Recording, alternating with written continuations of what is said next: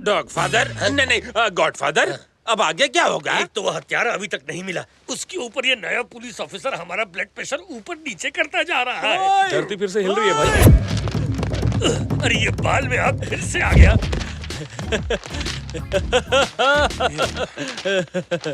आपको मेरी बातें सुनाई नहीं दे रही थी ना, तो सारी लिख कर लाया हूँ, पढ़िए।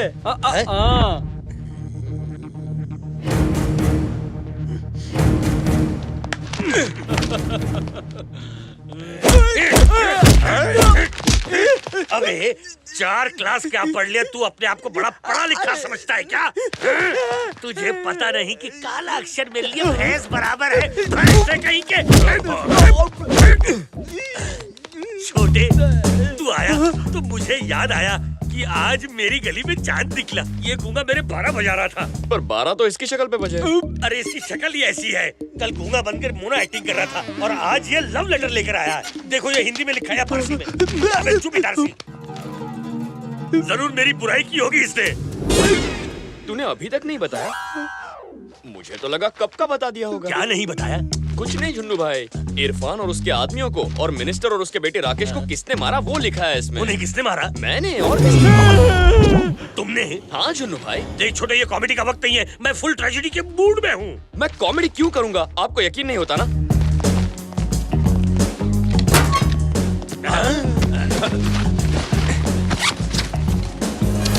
मैंने उन सबको मारकर पैसा यहाँ छुपा दिया था। सच में तूने ही मारा? मगर क्यों छोटे? मैं उनको ना मारता तो आप उस पोजीशन तक कैसे पहुँचते? पर मैंने तो तुझे अपना सपना कभी नहीं बताया था। आपने नहीं बताया, फिर भी मैंने जीबी को मारा। वो जीबी मेरी गोली से नहीं मरा। ओहो, आपको लगता है आपने उसे मारा? अरे आप बटन दबाइए ना, जो होगा देखा जाएगा। ये सब किस लिए छोटे? आपको सबसे बड़े डॉन की कुर्सी पर देखना ही मेरा मकसद है। आपकी खुशियों के लिए मैं कुछ भी कर सकता हूँ। ठीक है, इरफान भाई को तुमने भाई के लिए मारा, पर मंत्री और उसके बेटे को क्यों मारा? मैंने सोचा इरफान की मौत के बाद मिनिस्टर जिंदा रहा तो बहुत दुखी होगा, इसीलिए रहम खाकर मार दिया। अपने डर को भगाने के लिए तुम लोगों को धोते हो ये तो मालूम था, लेकिन रहम आने पर जान ले लेना, ये क्या है? हर कैरेक्टर को ऐसे ही मारते रहेगा तो फिल्म आगे कैसे बढ़ेगी? अगर तू ये सब मेरे लिए कर रहा है तो वो पुलिस ऑफिसर मुझे कुत्ते की बहुत मारेगा।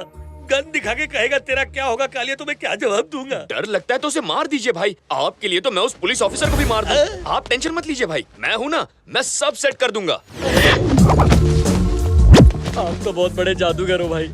झटका लगा तो जुबान चलने लगी। कसम से दोबारा पंगा नहीं लूंगा, मुझे अपना चेला बना लो।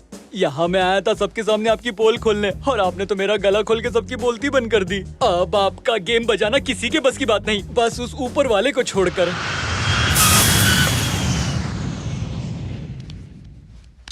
जहाँ तक मैं जानती हूँ इनकी किसी से कोई दुश्मनी नहीं थी। कितने शांत स्वभाव के थे ये। मेरे मासूम बेटे और पोते को मार डाला रे। ये क्या हो गया? ये मंत्री जी की कुछ चीज है। इरफान भाई को मरे हुए इतने दिन हो गए और खूनी का अभी तक पता नहीं चला। कोई भी फोन करता है तो अज्जू भाई का फोन समझ के डर जाता हूँ मैं। खूनी का नाम मत लेना, उसने ये सब मेरे लिए ही तो किया है। आपका कहना बिल्कुल सही है। पता लगाओ खूनी कौन है। अज्जू भाई को नहीं पता चला कि खूनी कौन है तो हमें क्या पता चलेगा? उन्हें कैसे पता कराएं?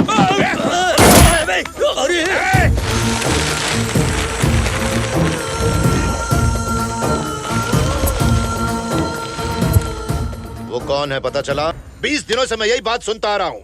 मेरे भाई की मौत से ज्यादा मुझे इस बात का अफसोस है कि उसके खूनी का अभी तक पता नहीं चला। ये बात मैं फिर से सुनना नहीं चाहता। अब बताओ मुझे, पता चला या नहीं?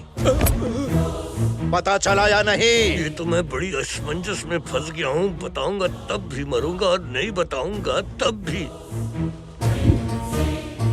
इस खामोशी से दिमाग और भी चकरा रहा है। अगर हमें थोड़ा बस करो, तुम लोगों से नहीं होगा इसलिए मैं खुद आया हूँ। ये गैंग वॉर नहीं है, किसी एक आदमी का काम है। मैं उस आदमी को 24 घंटे में पकड़ लूंगा और तुम लोग तब तक यहीं रहोगे। ये बात तुम लोग अच्छी तरीके से समझ लो। आपको कुछ भी याद आए मुझे इन्फॉर्म कीजिएगा। 10 दिन में शादी करके राकेश घर बसाने वाला था। मैंने कितना मना किया था, मेरी बात नहीं सुनी। ये सब उस लड़की की वजह से ही हो रहा है। कितनी पनौती थी, मेरे बेटे को कहाँ गई? राकेश की लव स्टोरी का क्या चक्कर है? उन दोनों की शादी होने वाली थी, लेकिन फिर वो लड़की किसी और लड़के से प्यार करने लग गई सर। कौन है वो? लड़के का नाम टोनी है। टोनी? ये उसकी फोटो है। इसका नाम टोनी है सर। 1 साल से मुंबई में दिखाई नहीं दिया।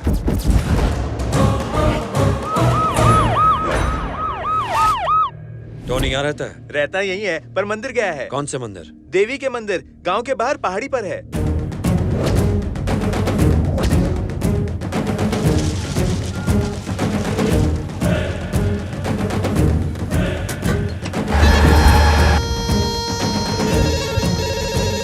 उस टोनी की मुझे सारी डिटेल्स चाहिए इमीडिएटली। Okay sir.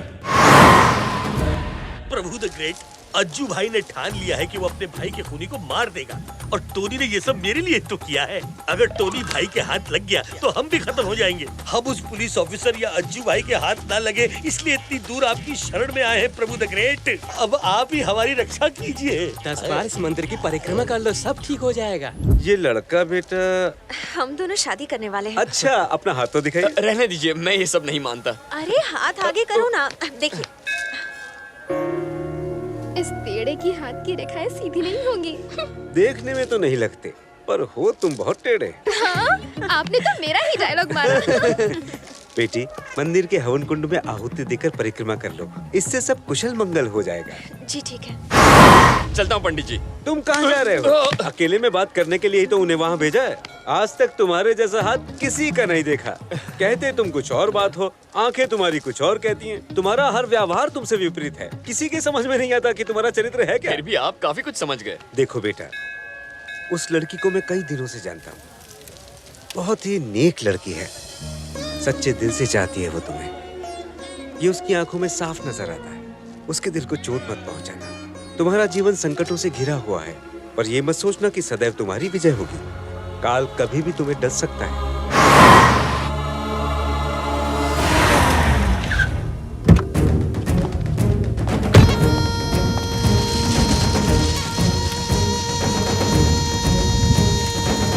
लगता है ये पंडित पहले जिम में ट्रेनर था। तभी तो 100 बार परिक्रमा करने को बोला है।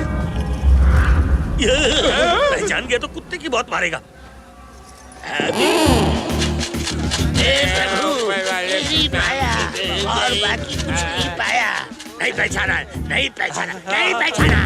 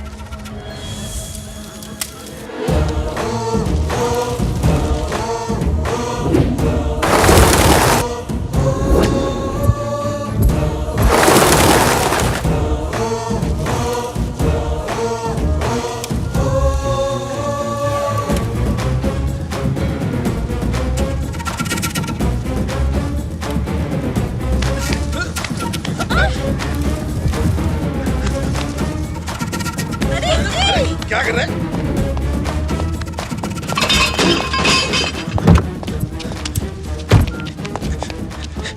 हेलो,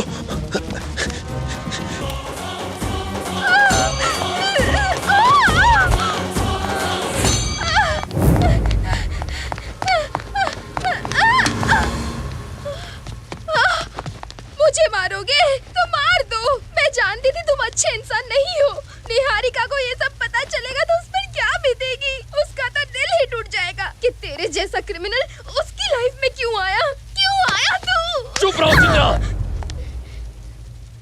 तुम क्या जानो कौन किसकी लाइफ में आया है। वो आई थी मेरी लाइफ में। जिस निहारिका को मैं जानता हूं उसे तो तुम भी नहीं जानती। ना ही निहारिका जानती है कि वो कौन है। मैं तुम्हें सब कुछ बताता हूं। मेरे लिए सिर्फ एक ही इंसान मेरी दुनिया थी, मेरे पिताजी। वही मेरे लिए मेरा सब कुछ थे। मगर वो एक क्रिमिनल थे और उन्होंने मुझे अपने जैसा बनाया। एक बार जुबान दे दी तो अपनी जान की बाजी लगाकर उसे पूरा कर दे। उन्होंने मुझे भी यही सिखाया। मगर फिर एक दिन अचानक पिताजी, पिताजी, क्या हुआ ये? किसने किया? गुस्सा डाला रे। बताइए किसने किया ये पिताजी? साला पुराना दुश्मन था, अकाउंट क्लोज कर दिया। पिताजी, पिताजी। मेरा नहीं यार, उसका। उधर मत देखिए पिताजी, नीचे देखिए, दर्द होगा। मैं अपना खुद नहीं देख सकता कितना अंदर घुसा है, देख जरा। घाव तो बहुत गहरा है पिताजी, पर आप घबराइए मत। खून बह रहा और बोलता है घबराइए मत, यहाँ मेरी जान निकल रही है, हॉस्पिटल लेके चल, जल्दी चल।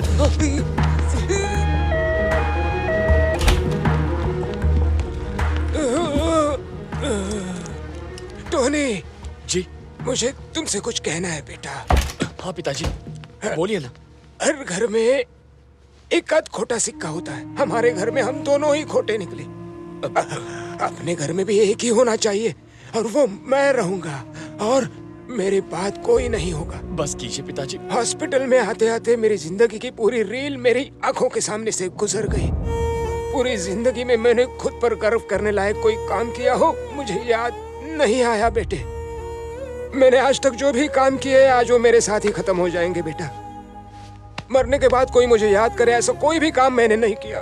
किसी का भला किए बगैर जा रहा हूँ, बड़ा अफसोस हो रहा है। पिताजी, आपको कुछ नहीं होगा। मैंने तुझे अपने जैसा बनाया, इस बात का कोई दुख नहीं है, लेकिन मेरी तरह जीरो बनकर नहीं मरेगा तू। हर इंसान की शुरुआत जीरो से ही होती है, लेकिन लाइफ सबको हीरो बनने का चांस भी देती है। बहुत से लोग मौका खो देते हैं, मैंने भी खो दिया बेटा। लाइफ तुझे भी हीरो बनने का एक मौका जरूर देगी, उसे मत खोना। मौका खुद चलकर तुम्हारे पास आएगा, उसे पकड़ कर रखना। फिर देखना तुम्हें वो अच्छा काम देखकर खुद पर गर्व महसूस होगा। ऐसा काम किए बगैर मेरे पास आए तो टोनी तुझे माफ नहीं करूंगा। पिताजी, मैं आपको कहीं जाने नहीं दूंगा। तुझे छोड़कर जाऊंगा भी कहा बेटा, मरने के बाद भी तेरा पीछा नहीं छोड़ूंगा, कभी तेरा साथ नहीं छोड़ूंगा। हाँ, कभी नहीं।